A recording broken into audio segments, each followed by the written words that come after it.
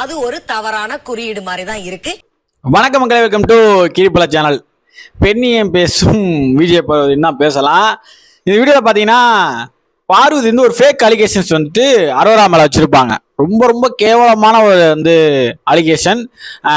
அரோராக்கு இதே தான், சாரி பார்வதிக்கு இதே தான் பொழப்பு. யார் மேலேயாச்சும் ஒரு அலிகேஷன் வச்சுக்கிட்டே இருக்கணும்.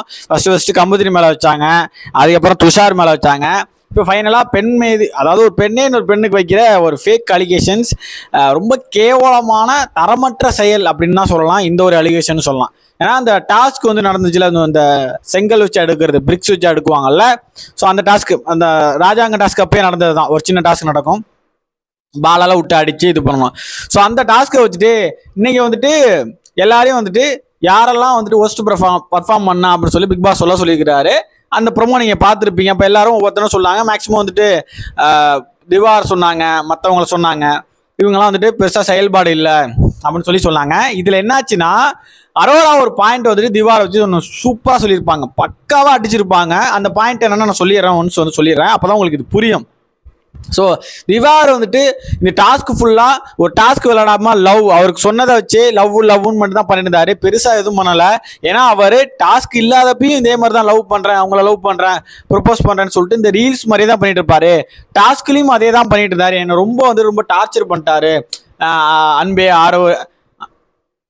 ஆறுயிரே இந்த மாதிரி என்னையும் சுபியும் லவ் டார்ச்சர் தான் பண்ணியிருந்தாரு தவிர பெருசாக டாஸ்கில் இன்வால்வ்மெண்ட் பண்ணலை. ஸோ அதனால் நான் அவர் போரிங்காக சொல்கிறேன், அவர் ஒரு ஒஸ்ட் பெர்ஃபார்மர் சொல்கிறேன்னு சொல்லிட்டு இப்படி தான் சொல்லியிருந்தாரு.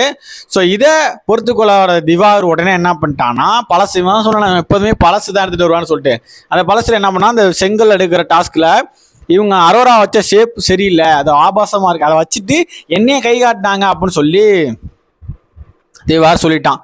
அதை யாருக்கிட்ட, பார்வதி கிட்ட அங்கே பேசி முடிச்சோன்னா இங்கே நைஸாக சொல்கிறான், அதை கேளுன்னு சொல்லிட்டு இந்த விஷயத்த ஆல்ரெடி பேசி டிஸ்கஸ் பண்ணி முடிச்சிருக்கிறாங்க.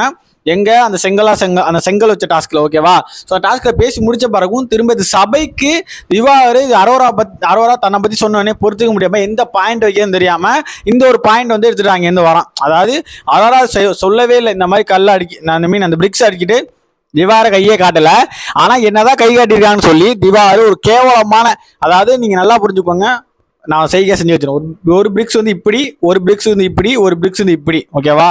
நான் என்ன சொல்றேன் உங்களுக்கு புரியும். 18+ அதை இமேஜின் பண்ணது திவார், ஓகேவா? அதை அப்படி பார்த்துட்டு அதோட அரோரா அப்படி வச்சுட்டாங்களாம். அதை வச்சுட்டு இவனை கை காட்டாங்களாம். இதை என்ன பண்றாங்க, எல்லாரும் முன்னாடி விஜய் பார்வதி அவங்க தெளிவாக சொல்கிறாங்க, இது முழுக்க என்னோட பாயிண்ட் அப்படின்னு சொல்லி அந்த இடத்துல ரிஜிஸ்டரும் பண்ணுறாங்க.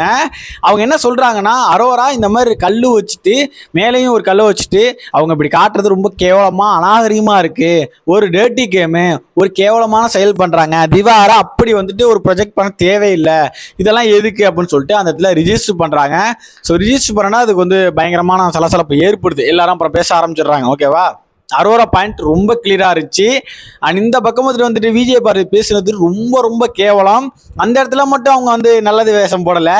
வெளியிலே என்ன சொன்னாங்க, கமுருதின் இப்போ என்கிட்ட பேசுனா இவளுக்கு எங்க எரியுது, இவளுக்கு ஏன் பொறாம வருது, இவள் கமுருதினை வளைச்சிட்டா, ஃபர்ஸ்ட் துஷார் மேல பட்டா போட்டிருந்தா, இப்ப கமுருதின் கிட்ட பட்டா போட்டிருக்கா. இதெல்லாம் தேவையே இல்லாதது. இதுல யார் பேசுவா? இது வெளில இருக்கிற ஆடியன்ஸ் பேசணும். அவங்க பேசினாலே தப்பு. அவங்க பொது வெளியில பேசினாலே தப்பு. இப்ப நான் யூடியூப் சேனல் வச்சுக்கா, நான் அப்படி பேசக்கூடாது, ஒரு சோசியல் மீடியால அப்படி பேசக்கூடாது, அது ரொம்ப தப்பு. பட் அவங்க பேசும்போது தப்புங்கும் போது ஒரு கண்டஸ்டண்டா ஒரு வீட்டுக்குள்ள இருக்கிற விஜய் பார்வதி இப்படி பேசும்போது அது ரொம்ப அநாகரிகமா கேவலமா இருக்கு. அதை தாண்டி இப்ப பண்ணிருக்கிற விஷயம், இந்த பிரிக்ஸ் விஷயத்துல எக்ஸ்பிளைன் பண்ண விதம் ரொம்ப கேவலமானது. அதுக்கப்புறம் அந்த ஃபைட்டு எக்ஸ்ட்ரீம் போய் எல்லாரும் லாக் பண்ணும்போது என்ன கார்னர் பண்றீங்க, இல்லை என்ன கார்னர் பண்ணீங்கன்னு சொல்றது. ஆக்சுவலா அதே அந்த சொன்ன விதத்துல முழுக்க என்னோட பாயிண்ட் ஆஃப் வியூன்னு சொன்னது விஜய் பார்வதி தான். அதே எண்ட் ஆஃப் த ஃபைட்ல இது நான் சொல்லவே இல்லை, இது ஆரம்பிச்சு திவார்னு சொல்றாங்க. ஸோ இந்த டபுள் ஸ்டாண்டர்ட் தான் என் பார்வையிலிருந்து பார்க்கறதுக்கு விஜய் பார்வதி கிட்ட இத்தனை நாளும் பிடிக்காது. இது மட்டும் இல்லை, இது மாதிரி நிறையா இருக்கு. ஆனால் இதுக்கும் முட்டு கொடுப்பாங்க எப்படின்னு தான் எனக்கு தெரியல.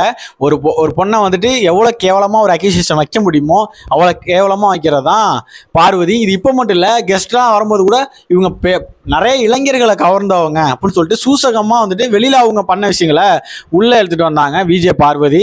இது பேசும்போது அப்படி பார்த்தா விஜய் பார்வதி வெளியில் பேசின விஷயங்களும் உள்ள எடுத்தால் நாரிடும். பெத்த தாய் சொல்ல எனக்கு நான் கூசுது. பெத்த அம்மாகிட்டே தன்னோட செக்ஸுவல் லைஃப்பை பற்றி பேசின கேவலமான தற்கூரி ஜென்மம் விஜே பார்வதி. அந்த கிளிப்பெல்லாம் இருக்கு, போய் யூடியூப்ல எடுத்து பாருங்க.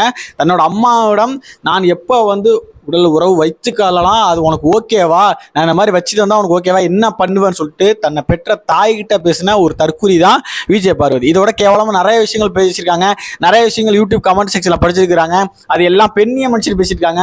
அது சரியான பெண்ணியம் இல்லைன்னு சொல்லிட்டு பெண்களே செருப்பால் அடிக்காத மாதிரி பேசிட்டு இருக்காங்க.